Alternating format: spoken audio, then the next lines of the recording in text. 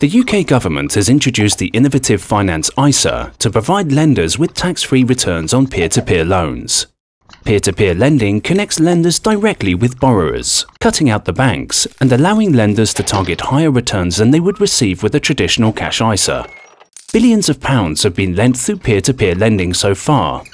Lenders choose the types of borrower they wish to lend to, what level of return they want, and can even spread their risk by lending small amounts to hundreds, even thousands of borrowers all at the same time.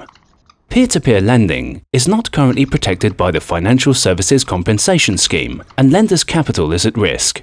However, the sector is fully regulated by the Financial Conduct Authority, and many providers operate reserve funds to protect the lender in the event of a borrower defaulting on their repayment.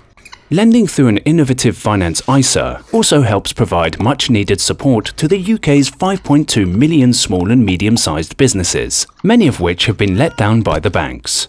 Lenders can get started from as little as £10 and can choose a term to suit their needs, from 30 days up to 5 years.